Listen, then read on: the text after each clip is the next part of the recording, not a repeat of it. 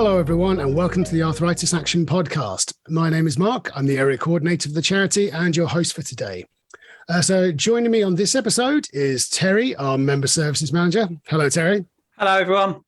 And our special guest today is Diana Kemp, who is one of our members. How are you, Diana? Hello, I'm okay, thank you. Quite good today. It's quite a good day today. Excellent, cool. Well, thank you for joining us. So today's topic is a little different from the other ones we've covered so far. As previously, we've been talking about a specific aspect of arthritis, but I thought it'd be good today to get a bit more of a broader view and to cover everyday life with arthritis. There's certainly a lot to unpack there, so we might have bitten off a bit more than we can chew. But we'll have a crack at it anyway. And but before we get stuck in, Diana, so could you tell us a little bit about yourself and your arthritis? So I'm Diana. I'm 38 now. I started getting symptoms of arthritis when I was 34. I've got rheumatoid arthritis, which is autoimmune systemic version of arthritis. So what happened was late in 2018, I found that I just kind of got up and my fingers wouldn't type on my computer keyboard. I thought, oh, that's a bit strange. And then the next day I was okay. And then it happened again. And then just across the next few weeks, probably across 12 weeks, I became completely unable to use my hands. I couldn't wash myself. I had to have carers come in every day.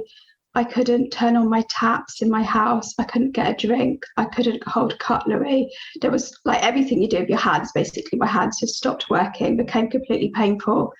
That was my first introduction to rheumatoid arthritis. It took the best part of 9 months to actually get properly diagnosed as to be an inflammatory arthritis. And then so the way they've done it in my hospital that I attend is they kind of start with a broader term of inflammatory arthritis, which is the umbrella term for a collection of the different types. And then they narrowed it down to rheumatoid arthritis and later seropositive rheumatoid arthritis. So in the weeks before getting it really badly, I lost so much weight really quickly. That was obviously a sign my body couldn't cope.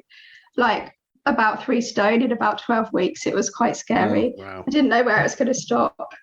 So yeah, it wasn't going very great, to be honest. No. I had a new puppy that I'd got in the summer of 2018. It was quite difficult to train a new puppy.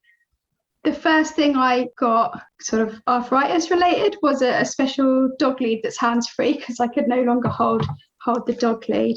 At the time that I got the first symptoms, I was a part-time student studying one evening a week at a local university, Birkbeck University, doing a part-time BA across. It took me 7 years.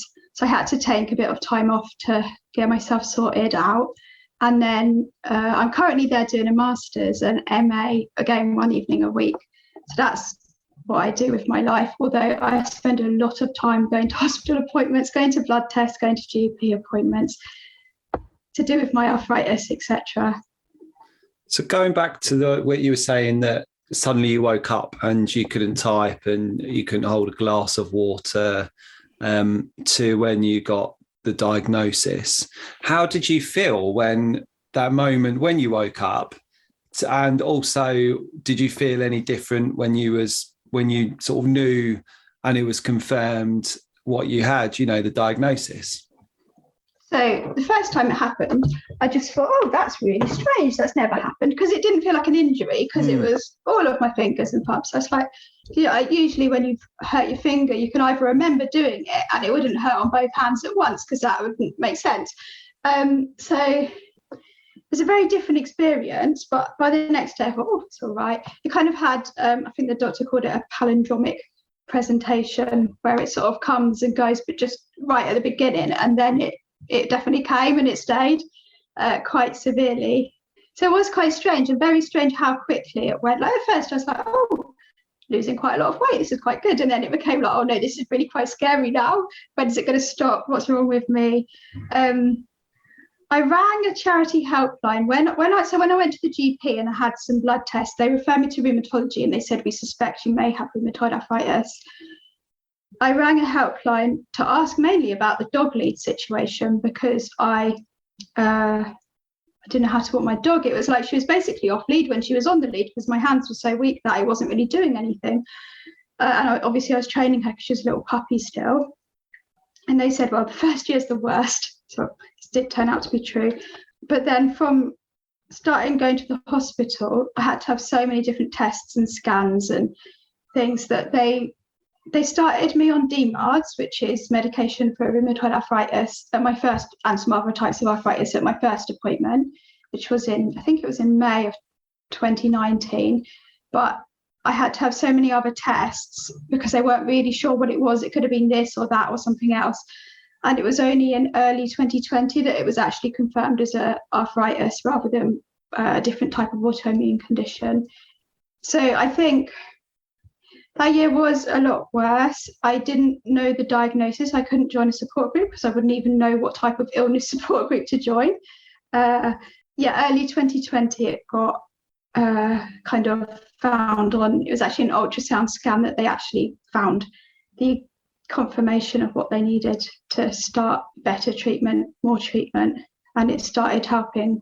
It's progressive for me, so it has spread a lot beyond my hands now. It's in my feet, like my toes, my feet, my knees, my wrists, my elbows, and mostly recently my neck, and it's in my jaw as well.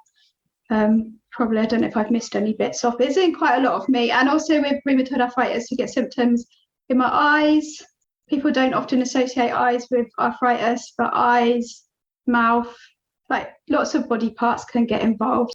I actually felt quite relieved to be diagnosed because before that, when they kept being like, oh yes, well, we tested for this and the results were negative, that's good. I was like, well, it's like if you took your car to the garage because it was making a really weird noise and they were like, well, it's good news, we didn't find anything wrong with your car. You wouldn't be exactly happy about it, would you? No. So when they finally said, oh, we found on the scan, we saw it's all irregular and damaged and ridged and all that, it was kind of like quite a relief that finally they could see it in black and white, literally in black and white and grey. Lots of black bits. I don't think they're meant to be black bits, but there were lots of black bits involved in that scan. Shortly, early 2020, once I knew I had arthritis, I did Google arthritis groups near me, and it was just around the start of the pandemic, obviously, by 2020. So I very luckily stumbled across Arthritis Action, and it was on Zoom, which was really great for me because by that point I couldn't have used public transport anyway. So it's been really good for me that it's online now. Have you found that a lot more things like, so I was just more thinking about how it affects your everyday life. So do you tend to do a lot more online things now than you used to rather instead of, or have you found like alternate things to do instead? So I don't like online very much. So it lets me do things. I prefer face-to-face for most things. So for example, if it was my university, for example, has lectures in the evenings, and I so much prefer face-to-face lectures. However, it's it's exhausting in a different way to do it online. At least there's options now. There's more options. If I missed a lecture, because I couldn't get out of the house, I can join by live stream, whereas in the past you'd be lucky to get a recording. To be honest, I don't think I ever got a recording, whereas now I'm able to email the teacher and ask to join remotely. That's such a useful thing now. I never really thought about that. That's just now probably standard part of just like schooling in general for like further education, isn't it, maybe? Or is it by special request for you that they do this? To be honest, my current course is medical humanities and it attracts disabled people, quite a lot of disabled people. So there's a lot of us in a similar boat. Okay, well, that's quite interesting. Hopefully that sort of attitude towards having like that extra online facility will be then spread out to the other courses and other things as well, I hope, certainly. As I don't think it's just my course, but I only have experience of my own course, obviously. I also get, and I did before anyway, get disabled students allowances, which is from Student Finance England, but it's not a student loan, it's a grant where you don't have to pay it back, and it covers things like subsidised taxis to my lectures. I get a note taker who's a lady who comes and writes notes for me because I can't hold a pen anymore. It covered a lot of IT equipment, including the ones I'm using, because my computer now is all voice activated. I can say mouse left click or right click and it does it, so that's really useful. And I use dictation because I still can't type, but it doesn't affect me so much because I've got good dictation software now. That's excellent. Have you got any other sort of like gadgets or anything like that help with that then? Just like, because you mentioned your dog lead already and like the dictation software, is there anything else that kind of like has been really helpful for just like day-to-day tasks or anything? So if you can name a day-to-day task, there's got to be a gadget or aid or adaptation associated with it. Like everything in the kitchen, I don't even know where to start. I did this weekend, I got a new washing machine. I had a washing machine before, but this one has got auto dose where you pour the whole bottle of detergent in and then it weighs it out each time, the right amount, because it weighs the clothes. And I think that's going to make a big difference because I don't have to undo the bottle each time. So it's just, I only have to undo the bottle once. That sounds excellent. I've got electric can opener, bottle openers, jar openers, every type of opener. I've got adapted cutlery. I have to use lightweight. I've got lightweight plates, but I tend to put everything in a bowl. I tend to use scissors to cut everything up. So if I was eating a bit of toast, I'd cut it up into cornflake-sized pieces and eat it with a spoon. It'd be significantly easier for me. Instead of a kettle, I use a hot cup machine, which just dispenses 1 cup of water at a time. It boils 1 cup of water at a time, so they're popular with the green types of people as well. I was going to say, yeah. Some people are really into all that, aren't they? In my bathroom, my latest bathroom purchase is wall-mounted dispenser for my shampoo and conditioner and shower gel, because I had a lot of bruises on my feet that I realised weren't actually from my feet. They're from me dropping bottles onto my feet. And so the bathroom ones was quite a problem. I've still got 2 bruises now where I've dropped other things in the kitchen onto my feet. But I tend to wear walking boots in the house to try to protect them a bit. But in the bathroom, it was a particular problem, so that's helped. I've got electric soap dispensers and cream dispensers, different cleaning products. I've got an electric scrubber, lightweight little stick hoover, just things like I had to buy a new chair for my lounge. I bought a new chair from Dunelm. It's not, you wouldn't look at it and think, oh, that's a special arthritis chair. But I got rid of my previous chair because I couldn't get out of it anymore. So they're both average looking chairs, but this one's a bit more upright, so I can just get out of it more easily. Where did you find all this stuff? I mean, because like that was probably one thing that I imagine a lot of people would have no clue where to start when, like, if you need adaptations or gadgets, where would you recommend people go for that from your experience? So looking on the internet, following different arthritis charities, a whole range of them, just forums, Health Unlocked, or there's a lot of groups on Facebook. Some of them aren't even linked to a charity. They're just sort of people with rheumatoid arthritis or whichever type of arthritis, or just all arthritises. And just the disabled community on Twitter is quite active. Lots of research online, lots of thinking things through, maybe talking things through with a friend, especially if you've got a handy disabled friend like I have. I've got a friend who has a completely different condition, but she does understand and have different ideas. Can I just say that I think one of the biggest gadgets that's made a difference to your life, Diana, and we've been speaking to each other for 18 months, 2 years now, and you're one of our personalised pathway service users, and one of your biggest gadgets, I think, and has probably made the biggest difference to your life is your mobility scooter, right? I love my scooter. I remember speaking to you, one conversation we had, and I got off the phone, I was like, she sounds really, if I can put it this way, really down, like, because you weren't able to get out. And then the next time I spoke to you, and this was after you got your scooter, and you were so happy. The difference between those conversations, right, was night and day, right? Because the scooter had seemed to have made a massive difference to your life. You were able, it gave you sort of your freedom back, didn't it? Yeah, so what I was finding, I got my scooter just over a year ago. And what I was finding in the months leading up to that time was I would attend what I had to attend. So I'd go to my doctor's appointment, but I wouldn't then go and meet a friend after because I was too exhausted, and I'd had to prioritise the essential appointment rather than seeing my friend or something. And I was finding that very depressing, really, very boring, very ordinary, like not really doing anything with joy. And then I'd get so tired, I'd struggle. I would always take my dog out, but I'd struggle to get her enough exercise of what she needed, and then I'd feel guilty. And So then when I got my scooter, I find I can pace myself, do the same amount of walking every day, regardless of what my demands are for that day, of what I've got to get done. And then I can still do the rest of it if I've got more fun stuff on as well, because I've got extra. I can go another 4 miles on top of what I could go before. I can also, it's a class 2 mobility scooter, so I can go into the shops and the hospital in it. The hospital building's massive.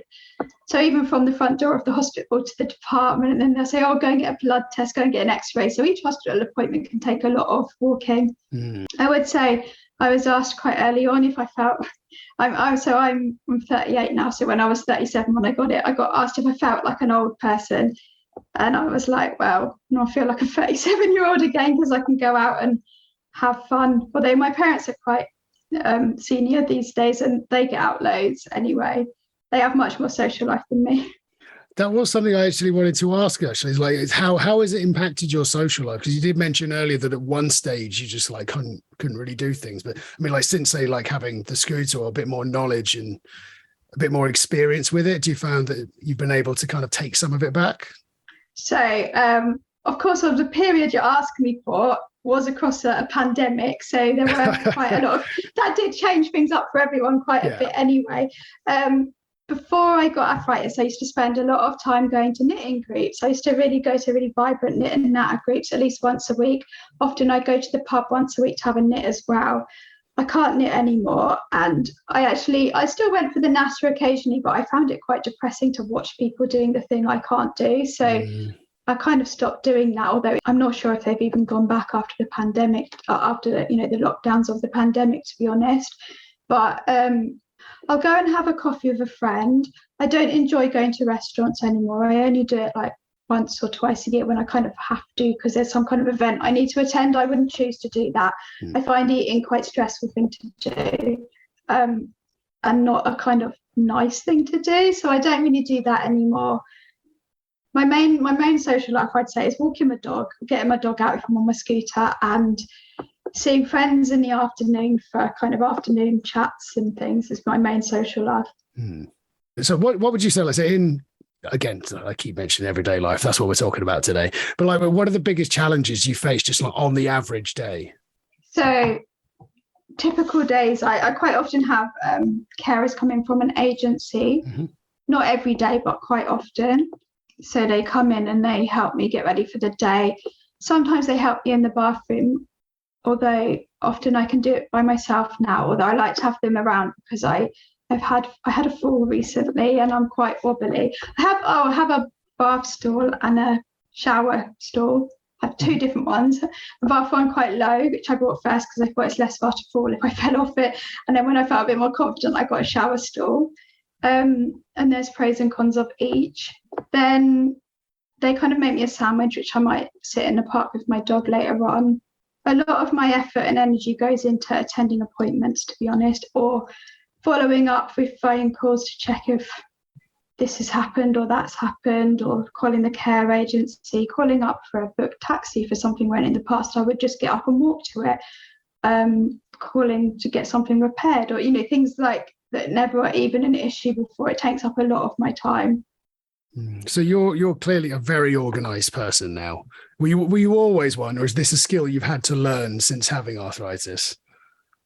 I've had to refocus my skills onto my arthritis. I just think now, what on earth did I do with my days before I got arthritis, given the amount of effort and energy it takes?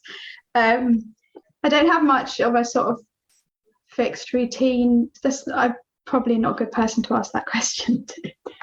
Oh, no, absolutely not. I mean, like, as you say, like, because of the amount of things that the amount of thought that you now have to put in to doing tasks in everyday life does mean that you do have to plan very well. I mean, It sounds like you do a hell of a lot of planning, it sounds like. So I spend so long planning. There's an app called Access Able, which is quite useful if I need to plan if I can get into a building. Even going to university, if there's been a room change, they're supposed to know that I have mobility issues and not to put it with a flight of stairs that has no lift, because most of the building has lifts, but some parts of it, the old building, they might not have lifts. And just trying to make sure it's being booked in a sensible room or chasing up on things.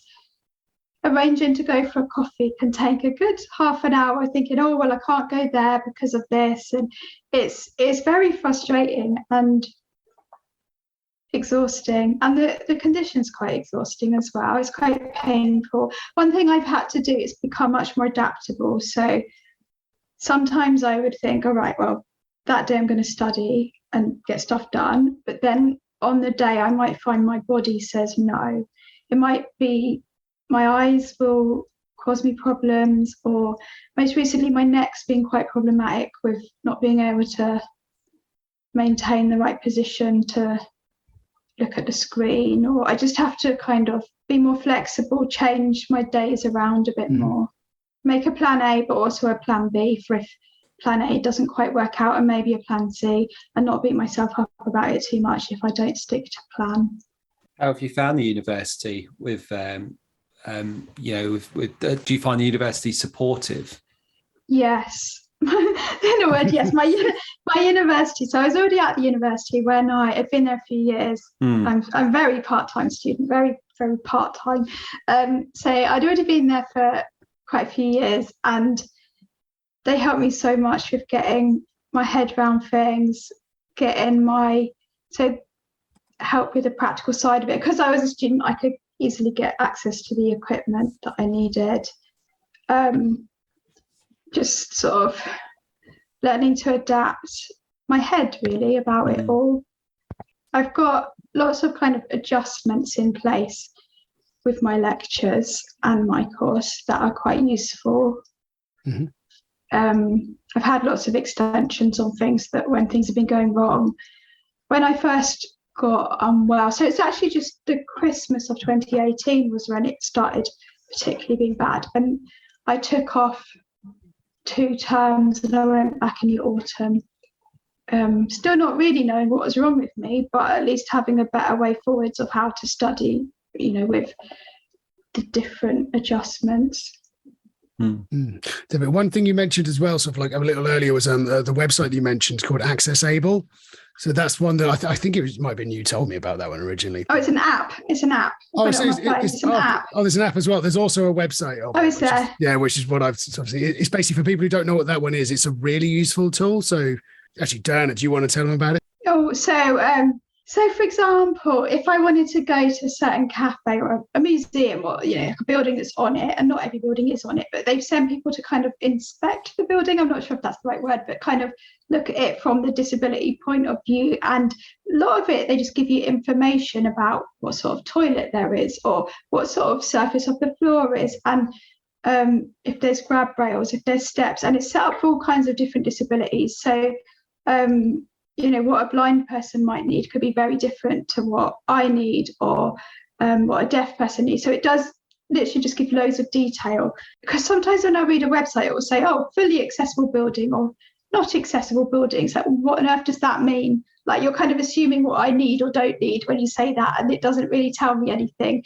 So I need the information so I can judge for myself whether I can get in the building on that day. Or if it says, oh, it's got 2 to 3 steps, some days I could do that. Some days I couldn't, so it helps me make better decisions. Another website app I found really helpful is Listening Books, which is a charity which I've got a membership of that do audio books. And I have found that really useful, because I can't read a book in the kind of turning the pages way due to my pencil grasp makes it very difficult to handle the paper, but also as an activity of things to do when I can't do my knitting and I can't do a lot of the things I did for pleasure before. It is just a nice thing to do without actually having to move, not having to go anywhere, to sit and listen to it. Excellent. We actually had on the previous episode that we recorded, that was mentioned in the tip that you gave to Olga. So she thanked you for that. Oh, one. Really? Yeah, I tell as many people as possible about it. Because I found it so great. The other thing I was just thinking of is, what about your everyday life with arthritis with your providers, like your internet providers or your electricity or whatever it is? I'm just thinking, because when I have a problem with my internet, they phone up and say, oh, have you tried pressing in the reset button? Well, from what you're saying is it would be difficult for you to do that. So are they quite supportive of that? if you phoned up for a problem, and would they send someone round quite quickly? Wow, I haven't actually had any problems. Oh, well, Although now you that's said it, I haven't. I'm on some kind of priority electricity list. Oh, right. And also with the, I was exempt from the hosepipe ban, but then it started really heavy rain, so it didn't actually need me to water my plants because it rained a lot. But I've not actually. I'm on the list, but I've never needed anything from it. Okay, that's good. Oh, they do read my meter for me, I think. Oh, It's well, on the that's outside of the building. I think they come and read it for me. So just one more question I'd like to ask you before we're done, Dan, is if you could give a bit of advice to younger you before all this happened, what advice would you give? Don't get arthritis. I think it was helpful to hear that the first year is the worst year, even though in terms of the progress through my body, obviously now it's physically worse, but it was so much worse. Getting my head around everything in the first year was worse. So I know this question might seem a bit strange, but tell us about your cat, Diana. My cat's got arthritis actually now. My cat's got osteoarthritis. And my vet said to me to put stairs and little steps places he used to jump up because he will keep jumping up even when he's in pain, because apparently cats do that and it could be detrimental to him. So I bought some steps to go up to the kitchen work surface because he's gonna jump up there anyway, even though he's not allowed up there. So I did buy him some steps. I called them the naughty steps because he's not really allowed up there, but I'd rather buy him a little set of stairs up there than him damage himself and get himself in more issues getting up there. So my cat can sympathise with the arthritis side of things. Do you think you've sympathised with your cat? Because I'm just wondering whether, say, if my cat gets arthritis, might not know, because I don't have arthritis myself, I wouldn't know necessarily what my cat's going through or how to help it. But because you've got arthritis, Diana, do you know roughly what your cat's going through and what it might need? So I'm just trying to think, is that part of an everyday life situation? I do certainly provide it with more, like, to me, thinking of how to make his life easier is a priority for me. And I don't think I'd be so enthusiastic and so aware of how difficult it could be for him unless I'd had that experience. So, for example, I bought him a bed that warms itself up. And I think if I didn't have arthritis and I didn't have my own electric blanket, I wouldn't be thinking, oh, that'll make a really big difference to him. Or, yeah, I've never bought myself steps onto the kitchen work surface to go around, but I do understand. Yeah, I think it has actually. And in terms of getting him treatment at the vet, it's made me more enthusiastic for whatever treatments he can get. Yeah, great. Excellent. Well, thank you very much, Diana. I really appreciate your time today. I think it's been really interesting, that conversation. I would actually recommend to join the support group.